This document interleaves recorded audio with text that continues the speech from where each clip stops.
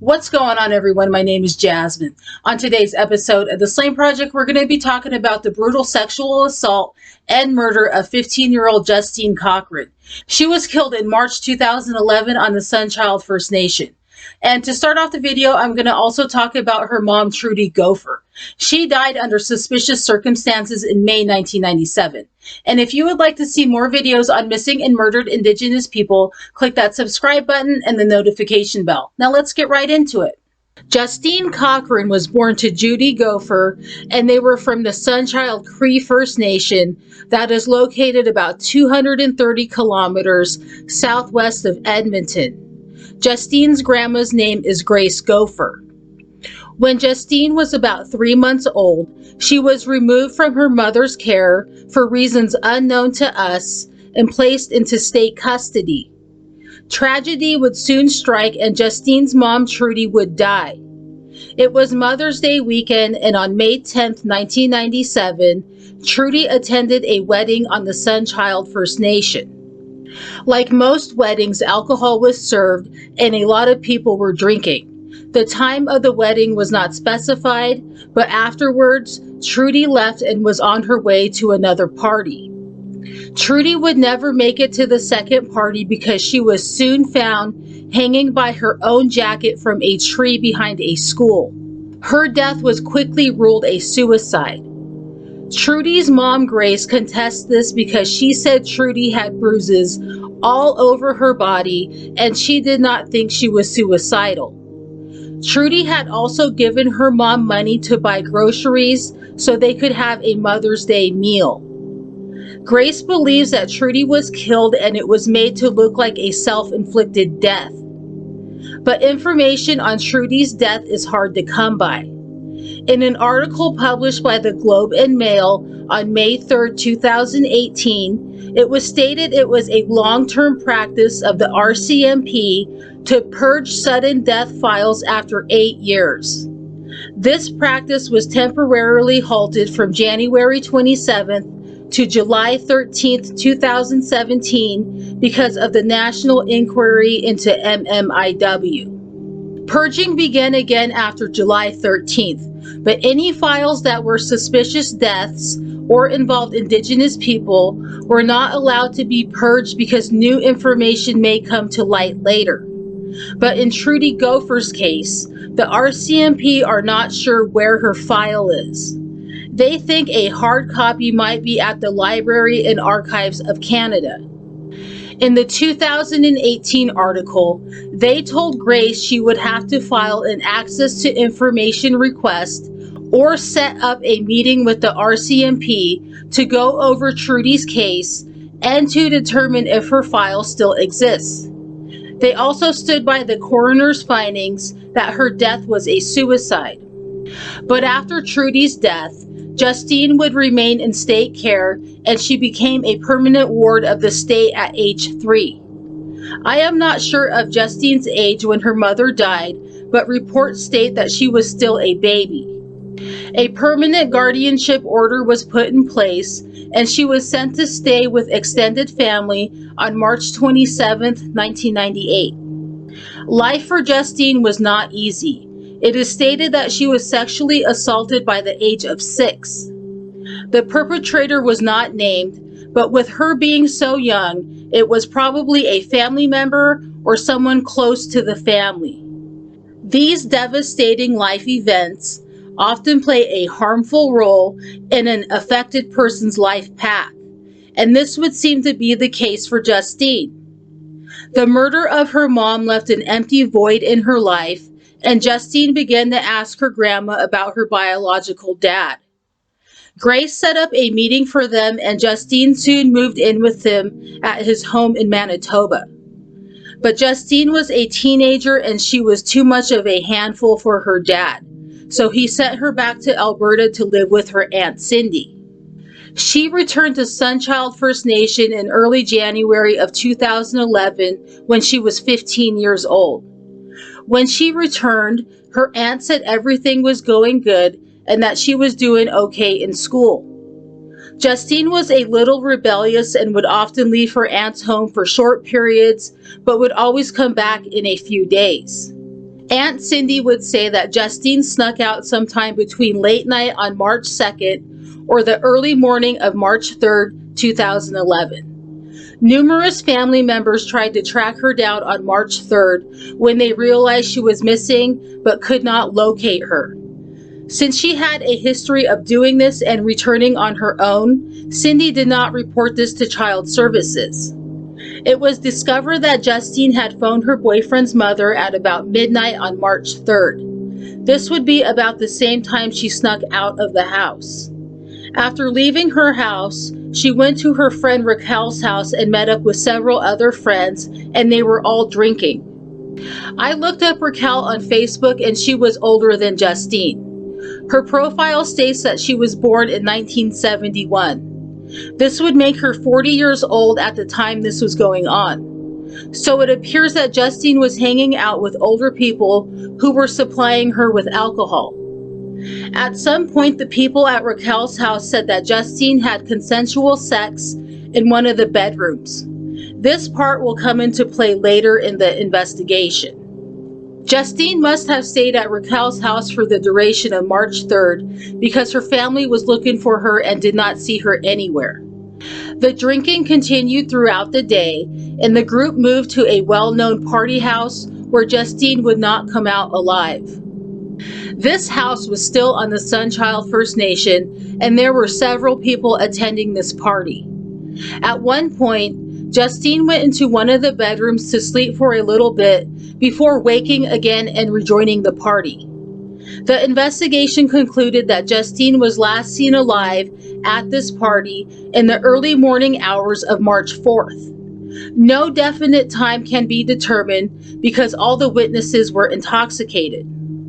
Later in the afternoon on March 4th at 3:31 p.m., a school bus driver was making his way down the road and saw something in the snow. It was the bloody and battered body of Justine. She was lying just about 100 meters away from the party house she was at.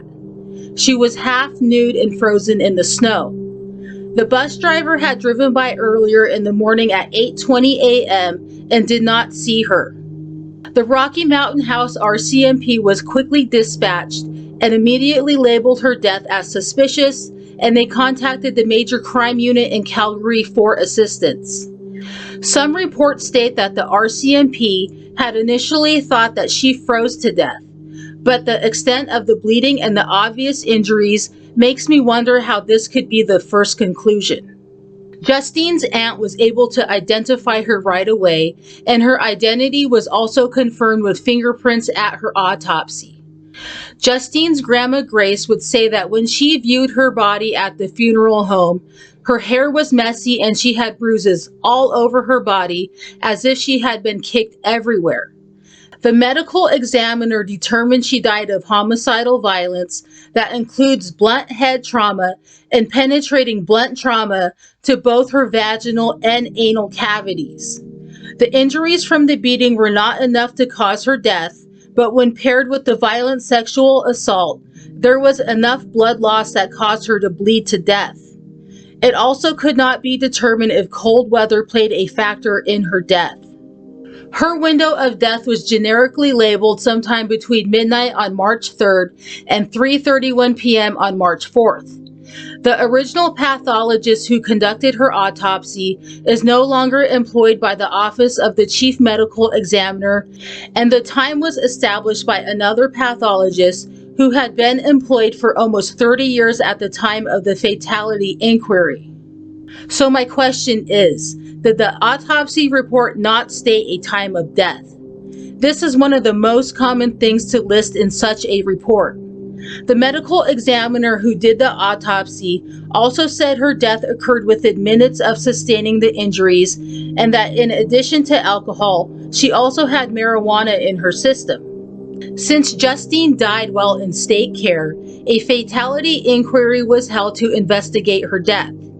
Initial police reports and her autopsy were used to determine what had happened. This is where most of the information I just went over came from. Also in the report, they named a person who most likely caused her death.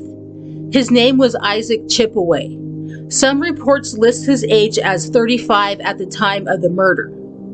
Several people say that they remembered him at the party and that he was talking about his sexual encounters that night. He never mentioned Justine while talking to people. Pictures from the party confirm that he was there. He was wearing a gray hoodie and a white baseball cap. These clothing items were also found next to Justine, and it was determined that Isaac and Justine's DNA were on the clothing.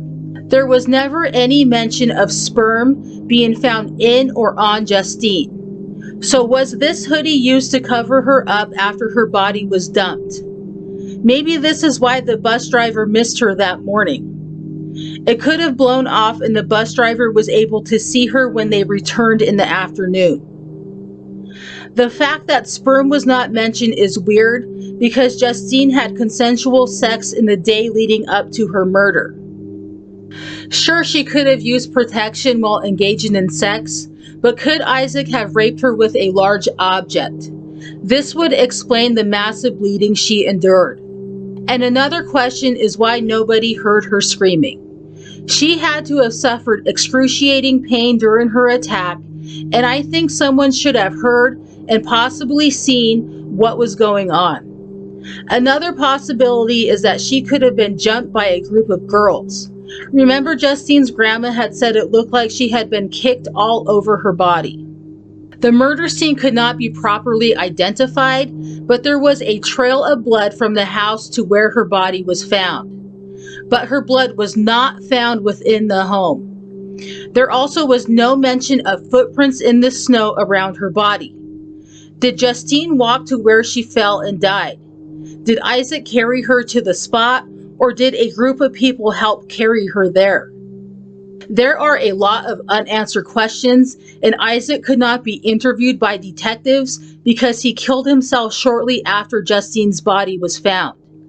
He left a suicide note that said he was sorry and that he loved his girlfriend and children. He did not mention anything about Justine in the note. The RCMP's final conclusion is that Isaac was a person who killed her, or at least had some involvement. This is an open-ended statement. Do they think that other people could have also been involved in her murder?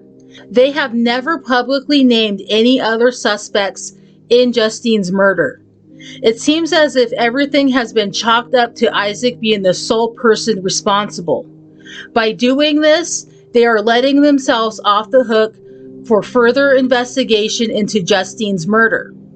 The Fatality Inquiry Report also concluded that Justine's Aunt Cindy was not responsible for her death and that there was nothing she could have done to prevent it. It also stated that Justine put herself in danger with her activities. The blame was not placed on the evil actions of the person or persons who did this to her or the adults who contributed to her delinquency by supplying her with alcohol. The blame was solely placed on Justine. I highly disagree with victim blaming and shaming, and doing so sends a message that the killers are not at fault because they were somehow enticed into doing so. No matter the circumstances, nobody ever asked to be murdered.